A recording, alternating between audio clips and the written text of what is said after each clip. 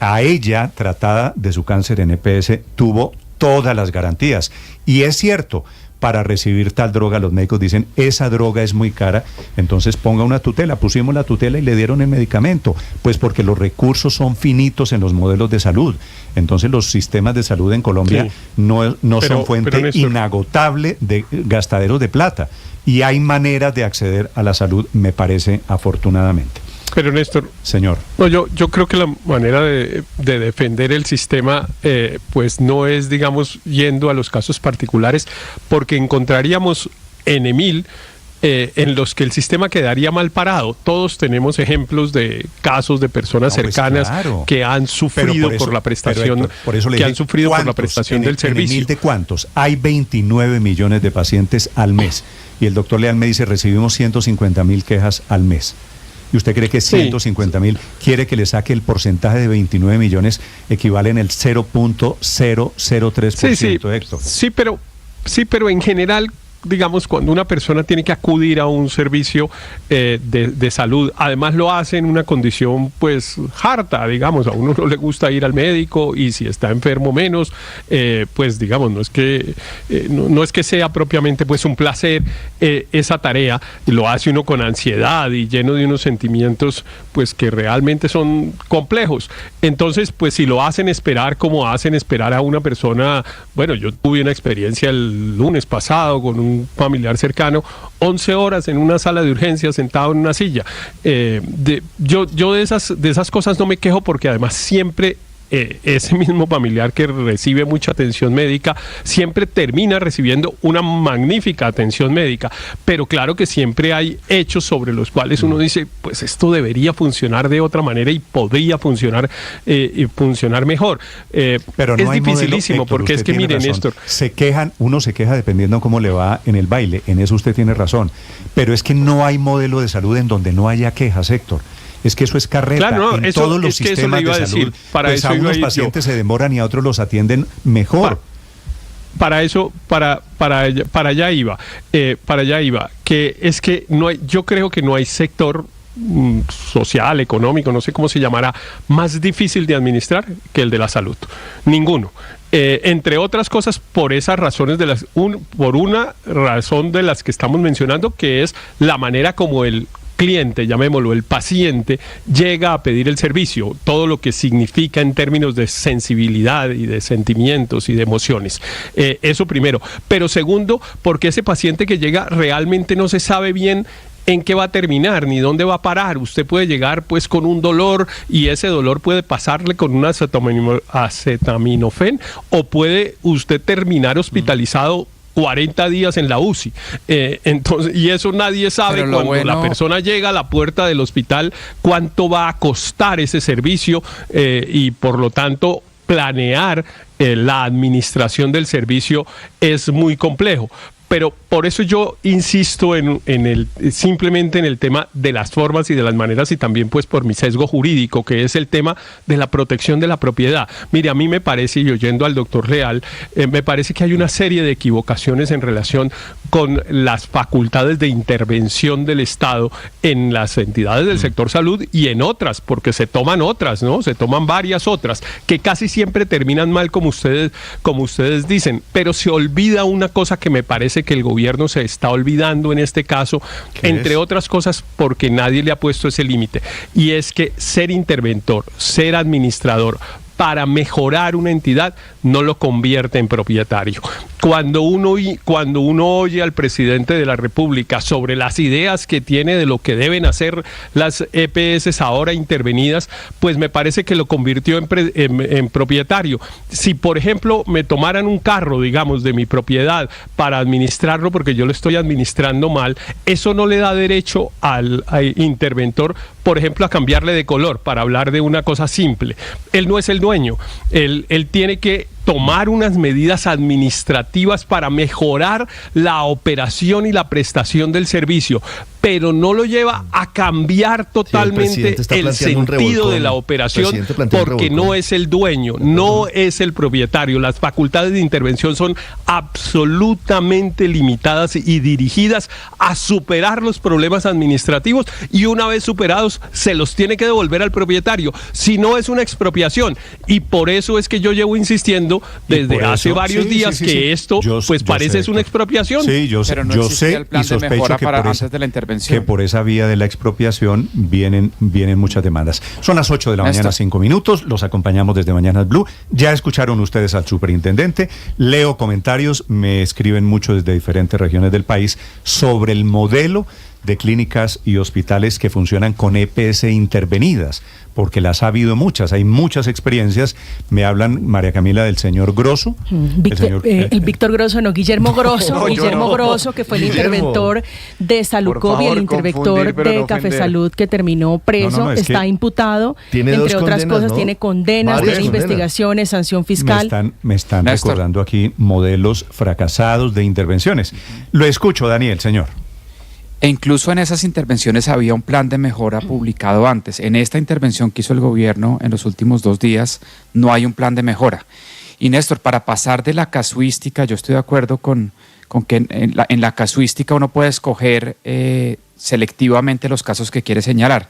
Pero afortunadamente el DANE publica unas encuestas, esperemos, esta es una pregunta para la doctora Piedad Urdinola en el DANE, si van a seguir publicando esas encuestas que tan juiciosamente ha venido haciendo el DANE sobre calidad de prestación del servicio, distinguiendo por la EPS a la que pertenecen las personas que contestan la encuesta.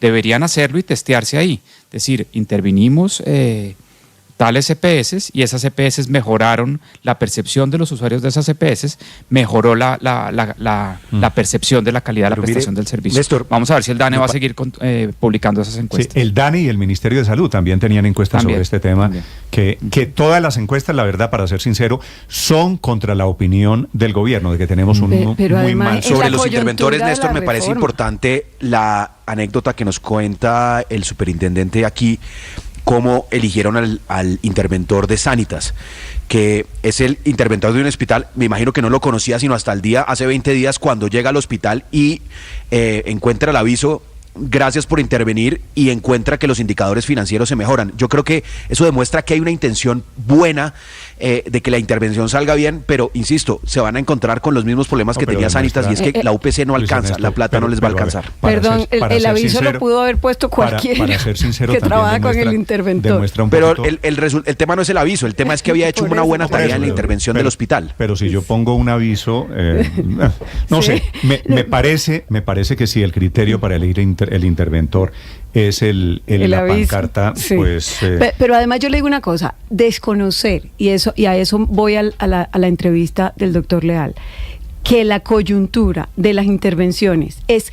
Qué casualidad, el mismo día que se está hundiendo la reforma a la salud, pues es pensar que todos somos demasiado inocentes, cuando él mismo aceptó aquí que lleva 1 mes y medio de superintendente, o sea que no es que le haya hecho mucho seguimiento al tema. 8 de la mañana, 8 minutos, en segundos, Alejandro.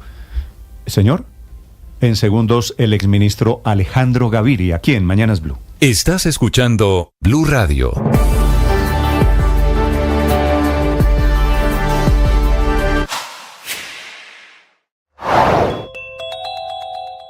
La Superintendencia de Salud ya tomó la posesión de la nueva EPS, así se llama esta EPS, nueva EPS, que tiene 11 millones de afiliados, que había recibido muchos de los afiliados de EPS quebradas o intervenidas. Sale Aldo Cadena como presidente, amigo del presidente Petro. Este es un golpe, este es una toma de posesión del gobierno a una empresa de la que el gobierno era socio, que es muy inusual. El nuevo interventor será Jesús Alberto Rincón. Reemplaza, repito, a Aldo Cadena, el gerente amigo del gobierno. Vía administrativa, la superintendencia ya controla los recursos, los saberes, las propiedades de 26 millones de afiliados en el tema de salud. Para el presidente Petro, reordenar el sistema va más allá de la intervención, que es lo que parece ser la jugada. Ha ordenado desde su cuenta en redes sociales que en la CPS los pacientes tengan derecho a elegir su médico, que es lo que... Antes, Víctor, la noticia económica del momento, 8 de la mañana, 9 minutos. Varias noticias. El gobierno, a través del Ministerio de Hacienda, accedió al mercado de capitales internacional mediante una emisión de bonos sociales. Consiguió financiamiento por $1.300 millones, cerca de 5 billones de pesos. Néstor, la emisión alcanzó en su momento más alto órdenes por cerca de 10.100 millones de dólares. Mejor dicho, inversionistas internacionales quisieron prestarle a Colombia casi 8 veces más de lo que el gobierno estaba buscando. Esto hace parte de la estrategia para financiar el presupuesto de la nación. La tasa de interés a pagar será más baja que la obtenida en noviembre pasado, cuando también se realizó una emisión de bonos sociales por cuenta del gobierno nacional. Y le fue, Néstor, muy bien al Grupo Gilinski con los resultados de la OPA dirigida a los accionistas minoritarios de Nutresa para que ellos participaran del meganegocio con el GEA y para que él y sus socios árabes pudieran aumentar su participación en esta compañía de alimentos. Esta OPA era para conseguir el 23,1% de Nutresa, que todavía no estaba en sus manos. Y, Néstor, le vendieron el 22,48% de los accionistas minoritarios. Antes de la OPA, él ya tenía el 76,9% de Nutresa, más lo conseguido con esta OPA se estaría quedando ya con el 99,38% de la compañía, prácticamente con el 100% de Nutresa. Para pagarles a estos minoritarios se desembolsarán más de $1.200 millones de dólares, entonces estamos hablando de una operación demasiado grande todavía. Después de esto, Néstor, viene un segundo intercambio de acciones con el GEA y en pocas semanas se dará por terminado todo este negocio con el que la familia Gilinski y sus socios árabes lograron desenrocar al GEA y quedarse prácticamente con todo el grupo Nutresa. Estás escuchando Blue Radio. Atención, hay una noticia urgente. Señoras y señores. Tendencia a nivel global. Bienvenida, mil gracias por estar con nosotros hoy aquí en Blue Radio. Usted enfermo por el fútbol y los compañeros de seminario en retiros. Rezando Rosario y yo.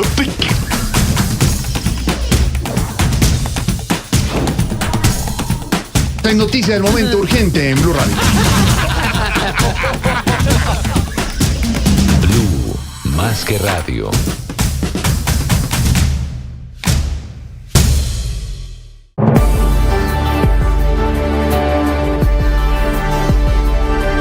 Esta es Blue Radio, la alternativa. Doctor Gaviria, buenos días. Néstor, buenos días. ¿Cómo está? ¿Cómo le ha ido? Alejandro Gaviria, exministro de Salud, fue ministro durante 6 años. ¿De qué nivel es su asombro esta mañana, doctor Alejandro Gaviria, hablando de la intervención de Sanitas y la nueva EPS? En escala de 1 a 10 es alto, Néstor.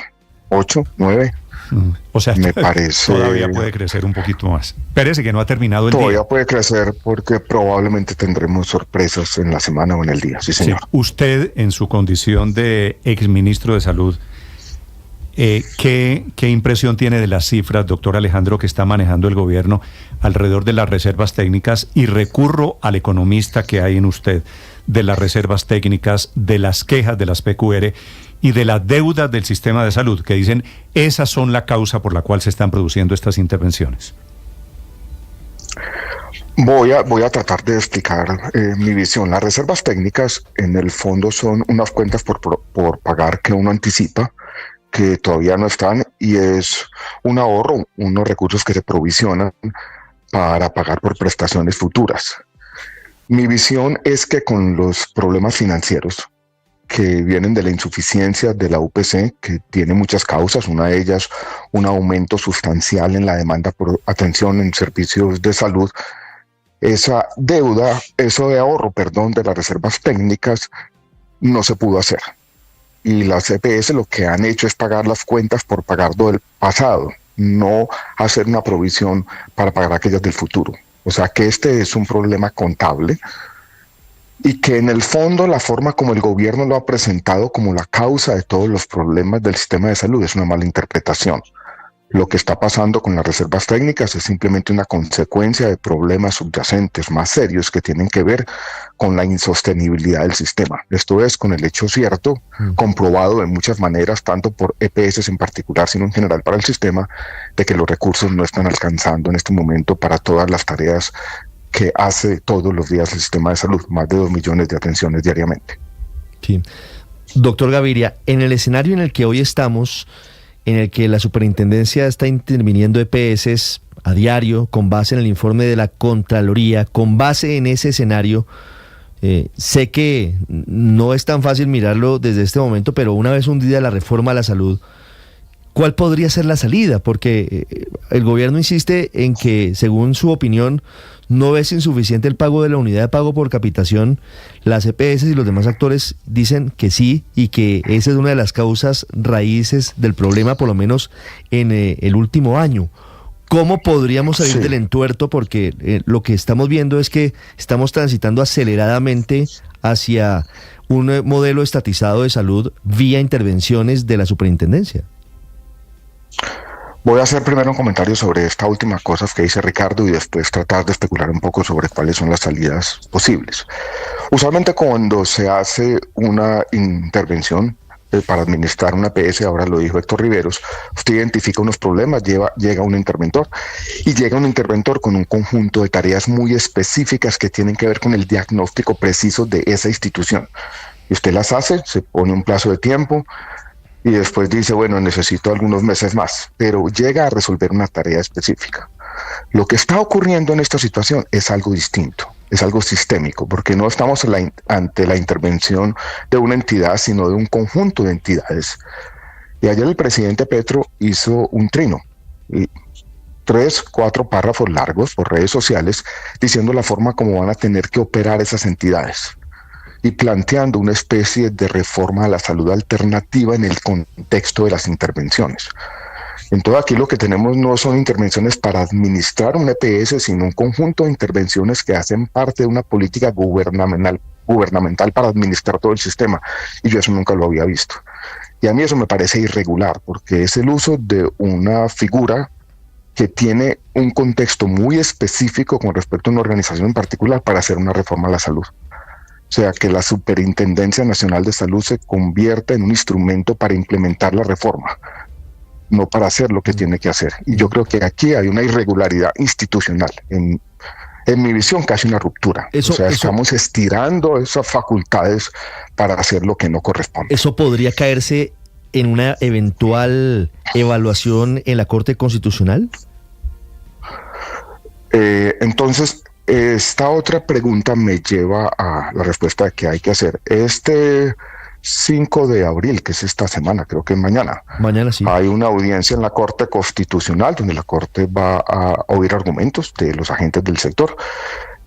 Eso se hace en el contexto del seguimiento de la sentencia T-760, y la Corte podría dar algunas órdenes. Y yo anticipo que las órdenes que va a dar es órdenes también a la Superintendencia de los Interventores. O sea, no convertir esas intervenciones en una política pública, porque no lo son. Y ahí es donde yo creo, cuando Néstor me hace la pregunta de qué tan sorprendido estoy, es muy sorprendido, porque aquí están las intervenciones convertidas en política pública. Usted interviene, el presidente dice, las intervenciones se hacen de esta manera. ¿Y cuál es la preocupación que yo tengo? Yo la viví, yo la sufrí.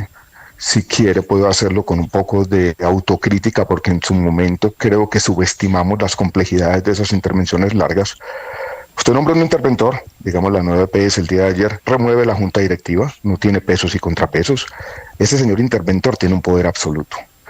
Y ese poder absoluto tiene un hecho paradójico. El interventor es un agente de la superintendencia. ¿Quién lo vigila? Si es la misma superintendencia que lo puso allí, pues de pronto un organismo de control, la Procuraduría. Pero esa concentración de poder, y lo que pasó ayer en la nueva EPS, es decirle, bueno, señor gerente, no necesitamos junta directiva para afuera, todo el poder concentrado aquí, ha sido nefasta en la historia reciente de Colombia, no solamente en el sector salud, y ha resultado en deterioro de las empresas y en corrupción. Sin embargo, quiero preguntarle una cosa, doctor Gaviria, porque dice usted que el interventor tiene poder absoluto. No obstante, nos decía hace unos minutos el superintendente de salud que efectivamente se remueve la junta directiva, pero que entra una nueva junta directiva que será conformada por los 5 principales acreedores. Por ejemplo, en el caso de Sanitas, tendría que entrar necesariamente la cadena de farmacias Cruz Verde, a quienes Sanitas adeuda creo que una suma extraordinaria de 400.000 millones de pesos. En ese escenario, entonces, el interventor no tiene poder absoluto, porque finalmente las decisiones las termina tomando la Junta que estaría conformada, pero por acreedores de siempre, ya sea Cruz Verde, en este caso puntual de Sanitas, o una serie de clínicas u hospitales. ¿Ahí usted no cree que estaría el contrapeso?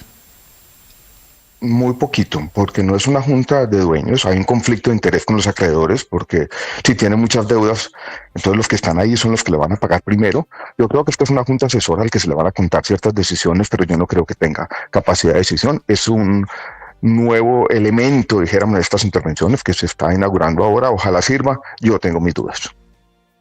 ¿Usted va a la audiencia de mañana en la Corte Constitucional, doctor Alejandro? No, Néstor, no estoy invitado. Sí, pero en esa decisión que me da la impresión, por lo que usted nos cuenta, van a tomar decisiones importantes. ¿Podrían, por ejemplo, decirle desde la Corte Constitucional al gobierno, la UPC, lo que usted le paga a las EPS, a las que quedan, a las que sobreviven por cada paciente, es insuficiente y tienen que subirlo?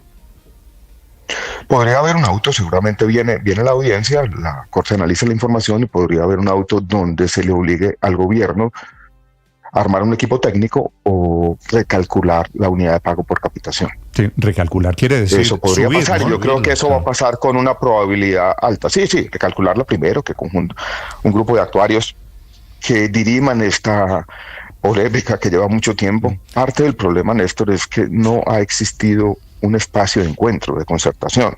Es decir, bueno, ustedes tienen los datos, nosotros tenemos otros. Juntémonos los actuarios de un lado a lado, analicemos la información, hagamos un grupo de trabajo. Es una pena para el sector salud, para un tema tan importante que un asunto técnico que se debió haber dirimido hace mucho tiempo. De acuerdo. Por esta polarización, esta incapacidad de trabajar conjuntamente, no se haya definido de una vez por todas y para siempre. Doctor Alejandro, y si efectivamente la Corte Constitucional dice mañana, como Waze, ¿no? Recalculando, y obliga a recalcular la tarifa de la UPC, en medio de lo que está pasando, ¿eso en qué sentido inclinaría la balanza? No, yo creo que eso podría ser en cualquier escenario, con o sin intervenciones, positivo, porque parte del diagnóstico que tenemos es que los recursos no están alcanzando y se pueden aliviarse algunas de las tensiones financieras existentes en el sistema, si se pagan los presupuestos máximos que todavía restan por pagar. La historia que yo viví como ministro de Salud, Néstor, me critican porque usted no resolvió todos los problemas, todavía seguimos teniendo problemas financieros. Siempre vamos a tener problemas financieros en los sistemas de salud. En todos los sistemas de salud del mundo existen grandes tensiones financieras porque las demandas de la sociedad por el envejecimiento de la población, la presión tecnológica, superan los recursos que la sociedad dispone cada año. Esa es la vida de los sistemas. Lo que ha pasado distinto esta vez es que no hubo comunicación, hubo una ruptura, hubo una actitud hostil y hubo una sensación de no futuro por la reforma. Y esa sensación de no futuro llevó, entre otras cosas, a un aumento de la demanda por servicios y estamos en esta encrucijada. Y detrás de todo esto también, Néstor, hay dos teorías en disputa, dos relatos, dos ideas distintas. El gobierno ha sido muy enfático en que aquí se perdieron billones de pesos, decenas de billones de pesos. Del otro lado, los agentes dicen, esa plata se pagó, esa plata está pagada y puede ir a revisar todas mis cuentas y eso se debería dirimir de una vez, técnicamente. Sí, decir técnicamente en este momento eso parece una utopía. Este es un debate profundamente ideologizado. Cada uno saca sus cifras. Esperemos a la audiencia de mañana. Yo sospecho, doctor Alejandro, que si la Corte dice efectivamente recalculando, eso en algún sentido sería darle la razón a las EPS, que dicen nosotros no tenemos... Sí, a algunas de ellas. Hubo un hecho, Néstor, casual, coincidente, incluso algo de lo más extraño en ese termómetro que tenemos de qué tan sorprendidos estamos. Una cosa que me causó sorpresa también fue los 9 EPS, porque de alguna manera había llegado Aldo Caen, él había trabajado con Petro, un presidente que llevaba apenas unas semanas en el cargo y ayer fue removido. Él llevó una rueda de prensa hace 2 semanas, fue informada, yo creo que mostraba los datos, y en un momento de candidez y de sinceridad, tal vez no completamente pensado, dijo, mira, la plata no nos está alcanzando. Reconoció que la UPC no le funcionaba tampoco a la nueva EPS. O sea, cuando yo creo que una persona se sienta a mirar los datos de manera objetiva, clara, yo creo que va a llegar a la misma conclusión. Ahora hay una pregunta todavía abierta de qué tanta plata adicional se necesita, cómo se va a llevar a los presupuestos públicos, necesita una adición presupuestaria, hay alguna flexibilidad en el Ministerio de Salud para mover platas entre partidas presupuestales para atender los recursos que se necesitarían para esta nueva EPS con un valor mayor. Hay todavía muchas preguntas abiertas. De acuerdo. Un gusto saludarlo, como siempre, doctor Alejandro Gaviria. Feliz día. Feliz día, Néstor. Un abrazo. Gracias a usted, Alejandro Gaviria, exministro de Salud, Néstor, hablando de la situación de la salud, de las cifras alrededor de la salud y entre otras cosas, también con datos de la audiencia mañana en la Corte Constitucional, Héctor. Como casi siempre, Néstor, el escenario va a la Corte Constitucional, solo que esta vez más rápido de lo esperado, porque la Corte pues ha venido haciendo el seguimiento al cumplimiento de una sentencia que, entre otras cosas, es del año 2008, si yo no recuerdo mal, una sentencia que declaró el estado de cosas inconstitucional en materia de salud. Tal vez es la sentencia 760 del 2008, y cuando se declara el estado de cosas inconstitucional, lo que quiere decir es, perdóneme la expresión coloquial, pero para que los oyentes entiendan, hay un despelote en el sistema de salud y eso está poniendo en riesgo pues la garantía del derecho que tenemos los ciudadanos de recibir un servicio adecuado.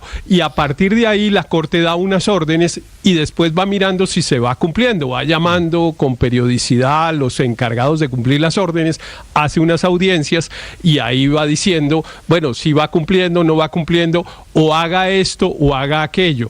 A eso pues le hacemos poco seguimiento, digamos, en la opinión pública, pero en las 2 últimas semanas se le ha hecho harto seguimiento porque el magistrado José Fernando Reyes, el presidente de la Corte, que es el que tiene el encargo de hacerle el seguimiento a la tutela, ha tomado unas decisiones que han sido objeto pues de noticia muy difundida. Ordenó que pagaran las deudas de los 2 últimos años, ordenó que recalcularan el tema de los presupuestos máximos, y mañana el objeto de la audiencia es, como lo contó el doctor Gaviria, estudiar específicamente si lo de la UPC alcanza o no alcanza. UPC,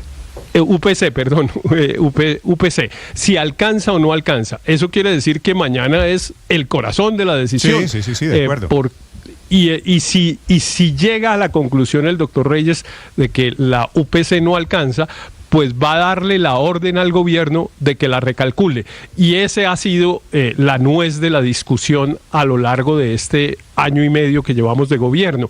Entonces lo que se va a decidir mañana es muy importante, y yo creería que la orden del doctor Reyes va a ser recalcular para que se recalcule la UPC. Tan no alcanza que esa mención. María Consuelo, usted, la gran noticia es como si usted estuviera con una pantallita de Waze recalculando, y ese recalculando nos toca y nos va a beneficiar a todos, porque el mensaje va a ser al gobierno: tiene que pagar más por la UPC. Y es tan claro eso. ¿Se entiende qué quiere decir UPC? Claro, ¿no? La cápita.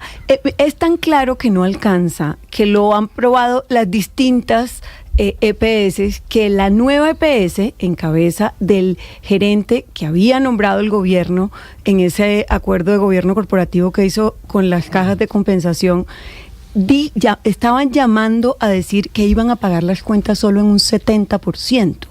Imagínense a los proveedores cómo le dicen a sus empleados que les van a pagar el 70% del sueldo, a las enfermeras que les van a pagar el 70% del sueldo, en fin.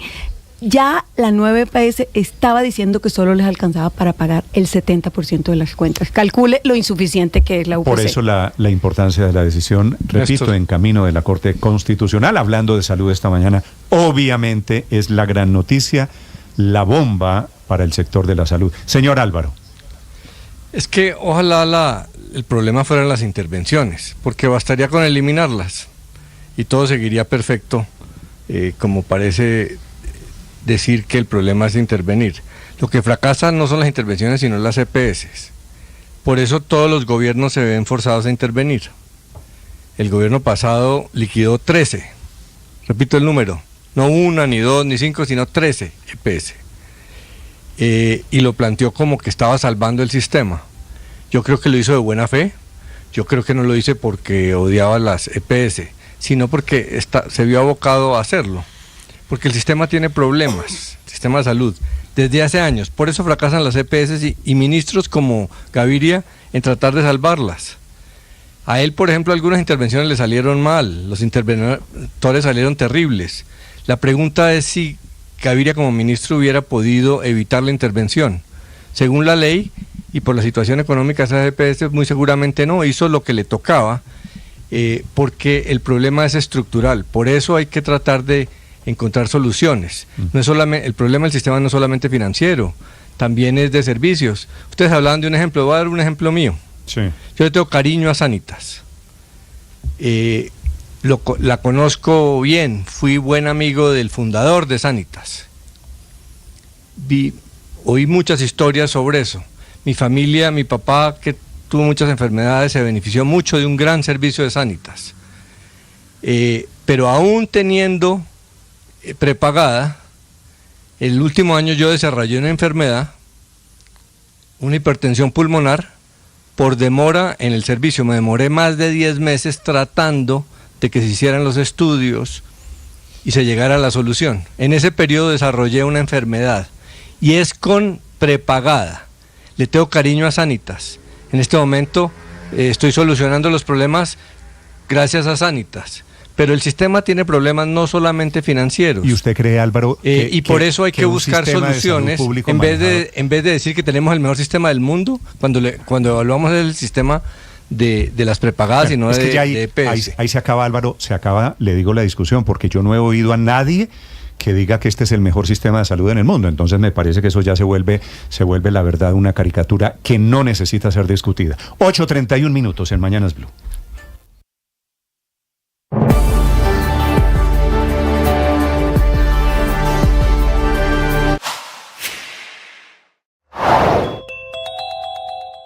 Cortocircuito en el mundo cafetero, inmerso el día de ayer en la Asamblea Nacional que convocó el gobierno y a la que asistieron más de 1.700 representantes de pequeñas cooperativas y asociaciones del país, pero sin las grandes voces cantantes del sector caficultor, sin los voceros de la Federación Nacional de Cafeteros y sin los representantes de Dignidad Agropecuaria, dos de las organizaciones más visibles y más importantes del sector cafetero. El presidente Gustavo Petro, quien anoche en el marco de dicho encuentro en Bogotá lanzó durísimos sablazos en contra de la poderosa Federación Nacional de Cafeteros, que en teoría representa a 550.000 familias cafeteras del país, que lleva la batuta desde hace 22 años de la marca Juan Valdez y quien administra además los recursos del Fondo Nacional del Café, cuenta para fiscal que se nutre por cada libra de café exportado a razón de una contribución de 6 centavos de dólar y cuyo manejo calificó de fracaso el presidente Gustavo Petro e invitó a que sea el Estado quien administre esos dineros y no el gremio caficultor.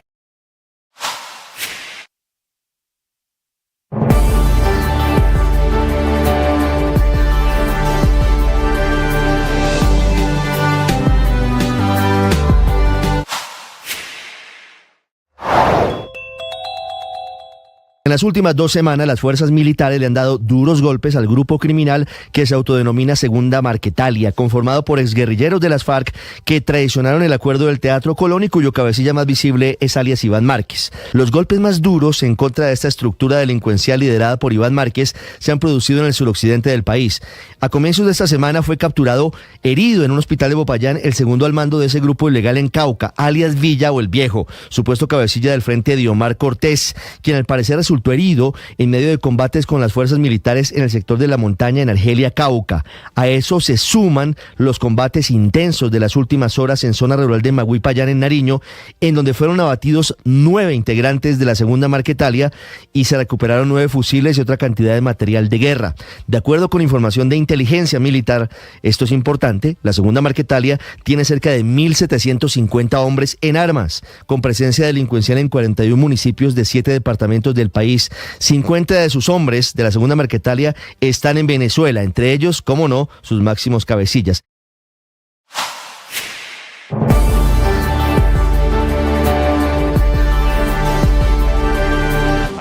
una noticia urgente. Señoras y señores. Tendencia a nivel global. Bienvenida, mil gracias por estar con nosotros hoy aquí en Blue Radio.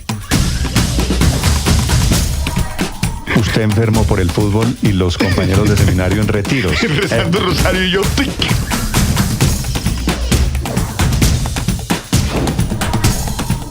Hay noticia del momento urgente en Blue Radio. Blue, más que radio. Ahora 8 de la mañana, 34 minutos, les ampliamos noticias internacionales. Mientras Colombia, Felipe, está hablando de la reforma a la salud, mientras estamos en el tema del presidente Petro, el mundo sigue girando. Esta mañana hay novedades desde diferentes partes. Noticia a esta hora desde Europa. Silvia Carrasco.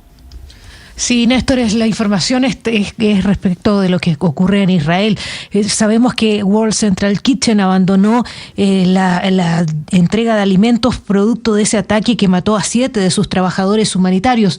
Bueno, la noticia a esta hora es que ante esa suspensión de World Central Kitchen, el último barco con 400 toneladas de comida para Gaza que venía desde Chipre se ha dado media vuelta y está regresando a la isla de Chipre. No hay forma de que esa comida pueda ser distribuida. Y también Oxfam, que es otra ONG, está informando esta mañana que los gazatíes están viviendo con menos de 245 calorías diarias. Pensemos que el alimento que necesita un adulto mínimo para poder vivir son 1.500 calorías diarias y allí están viviendo con menos de 245 calorías. Respecto de la investigación que se está llevando a cabo por la muerte de los 7 trabajadores humanitarios, ha estallado un conflicto entre Polonia e Israel. ¿Por qué? Porque el primer ministro allí, Donald Tusk, quien fue antes presidente del Consejo de Europa, ahora es primer ministro, le ha dicho a Israel que no solamente tiene que pedirle perdón a la familia del polaco muerto entre esos trabajadores humanitarios, sino que además Israel debiera pagarle una indemnización a su familia. Son las noticias de esa guerra en desarrollo, Néstor, mientras de alto al fuego no hay ninguna noticia. Silvia, gracias. Y a propósito de esta mañana, hablan telefónicamente el primer ministro Netanyahu con el presidente Biden de los Estados Unidos. Biden, el gobierno norteamericano, en plan de apretar un poquito después de esa masacre de los trabajadores de la ONG humanitaria, de la ONG que llevaba alimentación a la gente de Gaza. Desde Washington, Juan Camilo.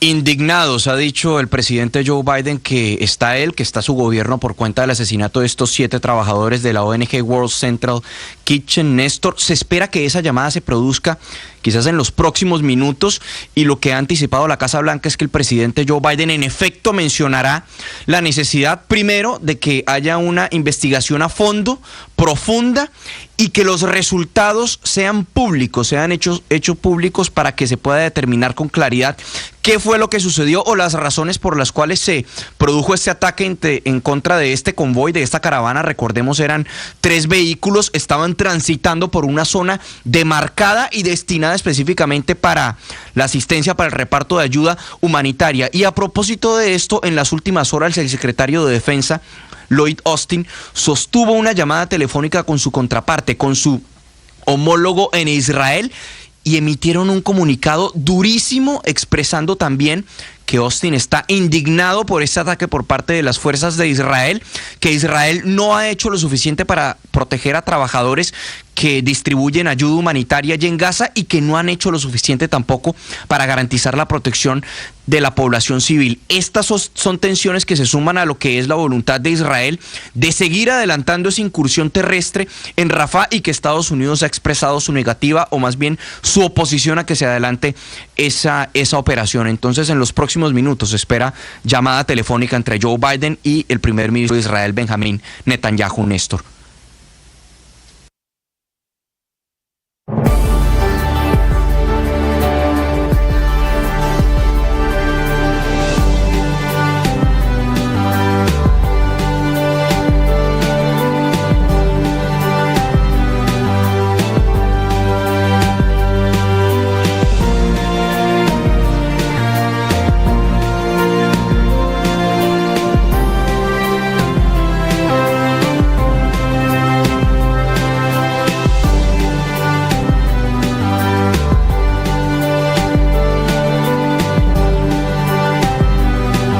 Esta es Blue Radio, la alternativa.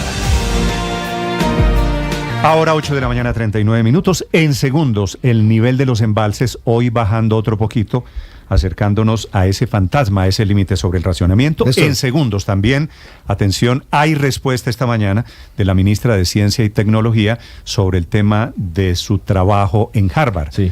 Que hay denuncias de que ella mintió en la hoja de vida, está diciendo que sí fue profesora, pero ya vamos en que fue profesora de un seminario, que es diferente a ser profesora en Harvard. Antes de los embalses y antes de la ministra, yo quisiera precisar, insistir en una aseveración que hizo aquí el superintendente de salud, Luis Carlos Leal, en el sentido de que supuestamente quien les habla lo había tergiversado cuando había vinculado la caída de la reforma a la salud ayer en el Congreso con la intervención de la nueva EPS. Esa fue su pregunta, si él se molestó porque dijo que usted le puso en su boca palabras que él no dijo, Ricardo. Por un lado, el presidente Petro ayer en el Congreso Cafetero lo dijo, como no pasó por el Congreso, hay que hacerlo de golpe, y lo dijo el presidente claramente.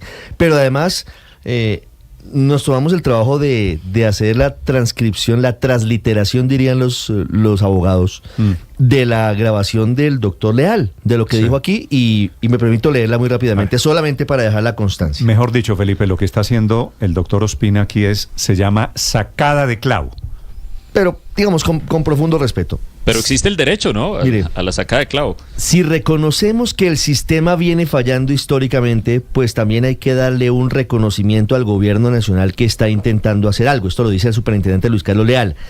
Que precisamente esos estados financieros de aseguradores que hoy no les permiten cumplir las normas técnicas o las normas de habilitación financiera era algo que se les iba a retirar mediante la reforma a la salud, que el Congreso de la República no permitió. No, pues claro. Pero ven venir un abismo, se presenta una opción y no se acepta por parte del Congreso de la República. Hoy me parece un poco irresponsable decir que es una crisis gestionada por el gobierno actual. Eso me parece irresponsable. Ricardo, pero claro, Ricardo y Néstor. Esta transcripción de la frase del superintendente lo que prueba en su concepto es que sí hay una relación entre el hundimiento de la reforma a la salud y la intervención del gobierno. Pero lo dice claramente. Como pero además que lo dijo. Sí, hace muchos meses es claro que había una especie de plan B en marcha, ¿no? Es decir, la reforma tenía la intención de transformar estructuralmente al sistema, transformar sus reglas. Como eso no se pudo, entonces lo que van es a tratar de apoderarse de la mayor cantidad de actores del sistema que puedan, es decir, de las EPS. Y es curioso, Néstor, porque parece que ni siquiera el superintendente, que es, por así decirlo, el dueño de las facultades de intervención, ni siquiera él sabe en qué consisten y qué poderes le dan las facultades de intervención. Néstor, a mí... Pero como Andrés, permítame decir una cosa. Ricardo, como es un tema de interpretación, el doctor Leal dice que no dijo lo que usted dice que él dijo. Queda la entrevista en la página de Blue Radio, de manera que cada uno lo puede interpretar. Porque en eso tiene mucho que ver el tonito. ¿Se acuerda que decían las mamás? Ojo al tonito. No me hable así. Alberto José, tal cual. Sí. Y entonces no me Pero hable la así, mención al Congreso es clara, Néstor. Cuando habla del Congreso es por su facultad de la reforma a la salud. Le iban a retirar a las EPS la situación que las tienen dificultades de estados financieros a través de la reforma a la salud que el Congreso de la República no permitió. Sí. Pero Néstor y Ricardo, con el aprecio de colega, no creo que eso demuestre que Leal afirma que están haciendo esto para castigar al Congreso por no haber aprobado la reforma a la salud. No, al Congreso no, a la CPS. No. Aquí lo que queda claro. Luis Ernesto, ¿usted cree que no hay relación entre el hundimiento de las reformas a la salud y lo que está haciendo con estos actos administrativos el gobierno? Pues hay una duda abierta, y es que los indicadores financieros y los indicadores de PQRs y demás, que son el argumento técnico que están esgrimiendo porque es el que permite la ley, vienen desde hace meses. Entonces esa intervención la hubieran podido hacer hace meses y no la hicieron, especialmente con la nueva EPS, que hicieron el acuerdo con Aldo Cadena, y aparentemente lo que pasa es que Aldo Cadena no puede hacer lo que pretendía y por eso deciden intervenir, porque las cajas de compensación lo estaban frenando. Pero yo sí creo que las intervenciones responden a la decisión política del gobierno de tomar control del sistema. Como ya no hay reforma, todo eso es el tema. Pero la temporalidad no es esa. Claro que está tomando control del sistema. ¿Y por qué está tomando control del sistema? Porque no lo logró. Porque se cayó la reforma a la salud del Congreso. Sí, se volvió, Felipe, el anatema de esta discusión, se volvió el tema de negocio. Como aquí hay un negocio, vinieron a descubrir 30 años después. Claro que la salud, detrás de la salud hay unos privados. ¿Y por qué se metieron, Felipe, unos privados? Por la incompetencia del Estado colombiano, que fracasó dando el modelo de salud, el viejo Seguro Social. Entonces la ley 100 del año 90 y pico permitió efectivamente el ingreso de privados. Y no debería ser un descubrimiento que cuando hay privados de por medio, pues ¿por qué se mete un privado? ¿Por qué se mete un grupo español? Pues ¿Por qué se mete Sura? ¿Por qué se mete la gente de los privados? Porque hay negocio. Y porque a cambio del negocio, el Estado les entrega que se ganen una plata a cambio de que presten eso fue un lo servicio importante eficiente. de la ley 100, que el Estado dijo, vengan, ustedes que tienen plata, que el sector privado, vengan, nos ayudan con el sistema de salud. Sí. Pero pues eso no iba a ser gratis, ¿no? Eso sí, claramente. Entonces ahora, 30 años después, vienen a descubrir, es que eso era un negocio. Pues sí, Felipe, es un negocio y había sector privado de por medio. Perdón, es que no hay almuerzo gratis, ¿no? Sí, por eso, pero todos, Felipe, todos sabíamos, cuando se hizo la ley 100, ¿sabe por qué se permitió? Usted se acuerda, Felipe, en el cubrimiento de eso. Este fue el meollo del asunto, se permitió que los privados se metieran porque el gobierno no fue capaz. Claro, el Estado fue incapaz. ¿Cómo no fue capaz en el sector eléctrico? 30 años después también. tampoco va a ser capaz. Sí, pero no podemos perder de vista algo, y es que se necesita que el Congreso tramite y apruebe una reforma a la salud. Eso no se puede dejar de lado. Así el presidente está intentando hacerlo vía intervenciones. Y sabe que también es cierto que se necesita mirar una serie de parámetros y de factores sobre la forma en la que hoy se está llevando a prestar el servicio de salud en Colombia. Eso es clave, que no se pierda de vista y que lo de ayer no sea un llamado de victoria de unos o derrota de otros, porque al final lo que está por medio es, en serio, la prestación para millones de personas. Es un tema supremamente complejo con muchas aristas, y yo creo que incluso vale la pena hacer una reflexión sobre el mismo papel que ha cumplido en todo este asunto la propia Corte Constitucional, quien nos decía el doctor Gaviria hace unos minutos, bueno, mañana pasa a estudiar el caso de la UPC, que decía ahorita Héctor Riveros que efectivamente, pues que qué bueno que está la Corte Constitucional salvándonos, pero también me pregunto hasta qué punto ha contribuido la Corte Constitucional a llegar a esta situación en la que estamos hoy en día, con todos los fallos que ha venido profiriendo en materia de salud, cuando igualó, por ejemplo, los regímenes, ¿no? El solidario, el contributivo, cuando dijo un momentico, es que necesitamos que cubran más medicamentos, que cubran más personas, que cubran enfermedades de alto costo, cosas que en principio no estaban.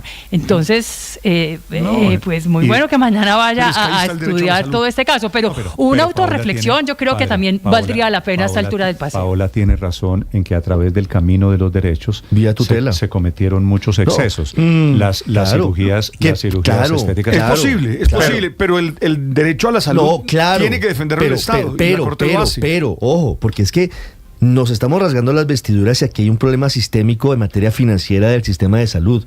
Y eso pasa lamentablemente porque se están autorizando cosas que a veces ni siquiera son las que se necesitan por parte de los pacientes. Hay cosas que son accesorias. Las cirugías estéticas, en fin. O medicamentos que no son los genéricos, Néstor, que son dolorosamente muy costosos y se autorizan. Quisiéramos que todos nos autorizaran, claro. Ojo, no hay plata que alcance en esto, es que no hay plata que alcance. O hay que buscar nuevas fuentes, que es lo que no ha hecho el gobierno, y por eso la solución no está en la reforma que se hundió. ¿Puedo cerrar el paréntesis? Sí, cerremos el paréntesis. Perfecto. 8 de la mañana, 48 minutos. La doctora María Noemí Arboleda es la gerente de XM, que tiene el termómetro alrededor de los embalses en Colombia, que opera el sistema de medición de los embalses en Colombia, ahora que hablamos de racionamiento. Doctora Arboleda, buenos días. Muy buenos días, Néstor, y muy buenos días a toda la mesa de trabajo y a la audiencia que nos acompaña hoy. ¿En qué nivel, doctora Arboleda, están los embalses esta mañana? Néstor, mira, pues las reservas no se han movido mucho, están al 31.casi 5%. Recordemos que venimos de unos meses de sequía. ¿Sí? ¿Aló? Sí, señora, la estoy escuchando, adelante. Sí, mira, las reservas pues bien están en 31.4. Recordemos que venimos de unos meses secos y mientras embalses, pues eso toma su tiempo. Sí. No, discúlpeme, se me está cortando la llamada, doctora Arboleda. ¿Dónde se encuentra usted? Yo estoy en un solo sitio. No sé qué está pasando con la señal. Ahí ya le oigo, ahí ya le oigo perfecto. Me decía usted del histórico del manejo de los embalses. Sí, o sea, ahora los embalses están en el 31.4, por debajo del mínimo histórico. Si vemos los últimos 20 años, y es un embalse bajito, está 0.4%. Y si uno mira, por ejemplo, históricamente, en abril, el más bajo que se presentó en el 2020 estuvo en 31.8. Entonces, sí estamos por debajo, las reservas están por debajo de lo histórico. Doctora Arboleda, la tendencia en este momento, teniendo en cuenta que en algunas regiones del país ha comenzado a llover, ha llovido en el Valle del Cauca, ha llovido en la zona andina, ¿esa tendencia es para arriba o todavía estamos por cuenta del fenómeno del Niño para abajo? Todavía, Néstor, sí ha llovido en algunas regiones, pero realmente la recuperación no la vamos a ver, necesitamos que la condición de una térmica alta siga por varias semanas, y lo otro es que sigue la incertidumbre con respecto al clima, ¿cierto? Recientemente el IDEAN, ayer en el CAC se decía que no es probable que llueva mucho en abril, ¿cierto? Está hablando de algo alrededor, no sé, del 50, el 60 en unas regiones. Entonces, si bien abril es un mes de más aportes y ese porcentaje obviamente va a implicar más agua, igual es probable que sigamos con déficit en el aporte a los embalses. Entonces, doctora, mira que no nos podemos como confiar en que va a llover, claro. Ya no. Hay mucha incertidumbre.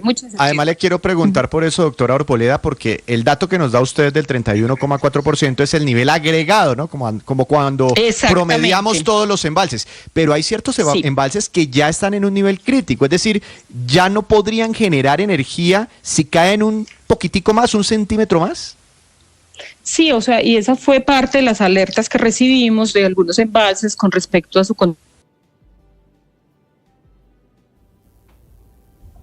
No.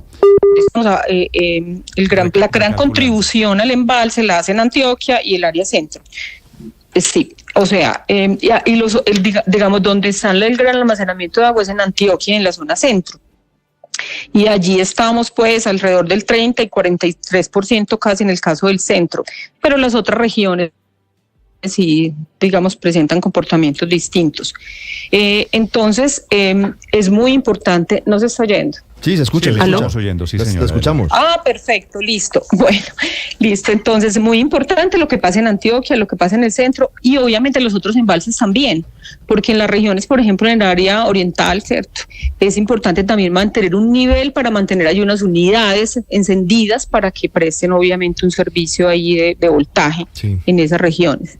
Entonces uno dice, sí, uno mira el agregado, pero no se puede equivocar, hay que hacer el doble clic y mirar qué está pasando en las regiones. Y esa fue de alguna manera la alerta que tuvimos. Mira, hay unos embalses muy bajitos y por eso también importante pues como dar las señales y hacer un uso racional de ellos. Doctora María Noemí, hoy, ¿qué porcentaje de la generación térmica de energía se está produciendo en el país? Sí, alrededor, digamos, si miramos como las últimas semanas, más o menos el 40%, pero ahí hay una capacidad adicional que podríamos usar y por eso también se han dado señales al respecto, ¿cierto? Que todavía hay un margen de térmica que puede entrar y obviamente ayudar a que el embalse se recupere más rápido, porque ahora se trata de eso. En caso tal de que empiece a llover como esperamos, ¿cierto? Digamos ya de pronto no en abril, sí en mayo, sí necesitamos recuperar esos embalses para prepararnos para el verano siguiente. Sí, entonces, es decir, dependeríamos mayoritariamente de la energía de las térmicas para preservar los embalses, para embalsar. Sí, las térmicas siguen siendo muy importantes. De hecho, ellas han venido respondiendo, ¿cierto? Si tú miras, realmente esto es un mercado, ¿cierto? Ellas han venido entregando, mostrando una disponibilidad alta y lo que necesitamos ahora es que, claro, sigan allí y que nos entreguen incluso más energía. Ahora ellas están, si yo miro la demanda total del sistema, están muy cercanos al 40, alrededor de 39, pero ellas estarían en capacidad de entregar la mitad, el 50% de la demanda que requerimos. Entonces tenemos ahí como un margen todavía. Sí. En la carta de la semana pasada de ustedes al gobierno advirtiendo de la posibilidad de un racionamiento, ustedes hablaban de que había que reducir la demanda de energía. ¿La campaña del gobierno para ahorrar la ven ustedes suficiente? ¿Esa era la que ustedes tenían en mente cuando hablaban de demanda, del crecimiento de la demanda? Pero Néstor, yo quiero aclarar que exactamente de un racionamiento, sino empezamos a ver cómo lo que estaba sucediendo a nivel operativo de embalse, la demanda ustedes vieron en marzo, que es un mes que porque estaba Semana Santa esperábamos que no fuera tan alta, casi el 7.4%. Entonces realmente esas acciones que ustedes vieron, que fue una carta, realmente es algo que hacemos permanentemente y sobre todo en una situación como esta, incluso desde el año pasado, estamos trabajando pues de manera articulada con el Ministerio, con la UDME, con el Consejo Nacional de Operación, con gremios, con agentes, porque esto realmente es un trabajo conjunto, ¿cierto? Entonces, desde el año pasado, incluso desde el primer semestre, se sacaron una serie de acciones a las cuales se le hace seguimiento en el CACSI. En este momento, por ejemplo, ese CACSI se está reuniendo semanalmente, entonces realmente son acciones. La carta a la que tú te refieres es una carta, pues, como muchas otras que se han generado, de hecho hay varias recomendaciones de esas que ya se habían hecho, más es algo interno, ¿cierto? Por lo que te estoy diciendo, es un trabajo articulado, pero dado que nosotros tenemos la responsabilidad de la confiabilidad, sí hicimos como énfasis en eso, pero no es nada pues nuevo, lo hacemos de manera permanente y obviamente para anticiparnos de alguna manera. Entonces, si bien nosotros no hemos hablado de racionamiento, decimos tenemos los recursos suficientes para atender la demanda, no obstante, si esta condición, dada la incertidumbre que tiene el clima, no nos podemos confiar en que sí va a llover, sino prever que de pronto esto se prolongue más tiempo y no obstante hay también mirar que cualquier impacto que implique como una indisponibilidad de plantas de generación prolongadas, la no disponibilidad por ejemplo, el combustible para la generación térmica, la disminución del parque de generación hidráulica por problemas operativos y condiciones de estrés que aparecen en el sistema pueden llevarnos a una condición más complicada. Entonces lo que estábamos era anticipándonos, no estamos anunciando un racionamiento, sino advirtiendo, hay que empezar a tomar medidas, o sea, conciencia de que la demanda haga un uso racional de ella, de que garanticemos que los combustibles están allí, ¿cierto? Y que obviamente tengamos toda la información a la mano por eventos fortuitos que puedan pasarse. No confianza en San Pedro, doctora. Sí, más o menos lo entendimos. Exactamente, porque es que mira, incluso en San Pedro y en la demanda misma. Claro. Ahí la demanda juega súper importante. Sí. Y ahí le quiero hacer una última pregunta.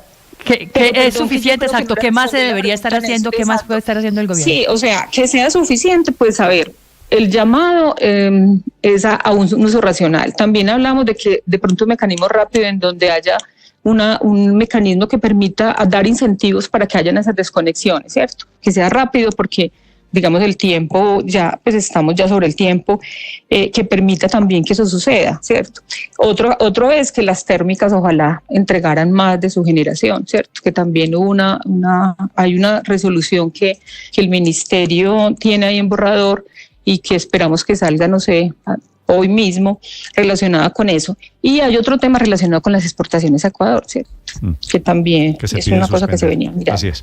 XM es la empresa que gestiona el sistema en tiempo real, la administradora del mercado mayorista de energía, hablando sobre los embalses, sobre las medidas, sobre los ahorros y las posibilidades de un racionamiento. Doctora Arboleda, gracias. Feliz día. Bueno, muchas gracias a ustedes. Que estén muy bien. Estás escuchando Blue Radio. Desde la experiencia de lo racional, insisto en la necesidad de estar conectados, comunicados, en comunión con los otros. Eso en la experiencia espiritual es interceder por el otro. No solo concentrarnos en nuestras necesidades, en nuestros problemas, sino de alguna manera mostrar nuestra fuerza espiritual, orando o deseando al otro que las cosas vayan bien. Interceder es fundamental para sentirnos fuertes, pero también para generar relaciones de alegría, de gozo, de felicidad. 8 de la mañana, 58 minutos. Una segunda empresa de pequeño tamaño emitirá acciones en el mercado de capitales a través de Ascenso, una plataforma de la Bolsa de Valores de Colombia. Recordemos que a partir de este año, las empresas de pequeño y mediano tamaño cuentan con la posibilidad de recaudar recursos para sus planes de expansión a través de las emisiones de acciones, así como ya lo hacen desde hace rato las grandes empresas como Ecopetrol y los bancos. Y los colombianos podrán comprar esas acciones. La primera en hacerlo fue Santuario, una pequeña empresa de hoteles, y ahora la segunda en iniciar un proceso de emisión de acciones es Cervecera y se llama Bruder, que produce cervezas artesanales y que también tiene pubs en Duitama, Ibagué y Bogotá. Aquí en Bogotá, en la zona T. Fue fundada en el año 2009 como proyecto universitario por los hermanos boyacenses Héctor y Julián Martínez, quienes están combinando técnicas ancestrales alemanas con ingredientes locales y autóctonos de Colombia. En mercados desarrollados, según ellos, la cerveza artesanal representa un 20% de las ventas y en Colombia no está llegando ni al 1%, y ahí es donde ellos están viendo una gran oportunidad, pero necesitan plata, por eso emitirán 4,5 millones de acciones a un precio de 1.000 pesos cada una. Cada persona podrá comprar un paquete de 1.000 acciones desde 1.000.000 de pesos. Esas serán acciones preferenciales, es decir, que reciben dividendos si la empresa gana plata, pero los accionistas no tienen voz ni voto dentro de las decisiones de esta compañía cervecera. Si logran venderlas todas, Bruder estaría recaudando 4.500 millones de pesos para seguir creciendo. Recuerde, antes de invertir en cualquier cosa, evalúe siempre los riesgos, y de otro lado, pues toma fuerza este nuevo mecanismo de financiación para las pequeñas y medianas empresas que ahora pueden emitir sus acciones a través de la Bolsa de Valores de Colombia.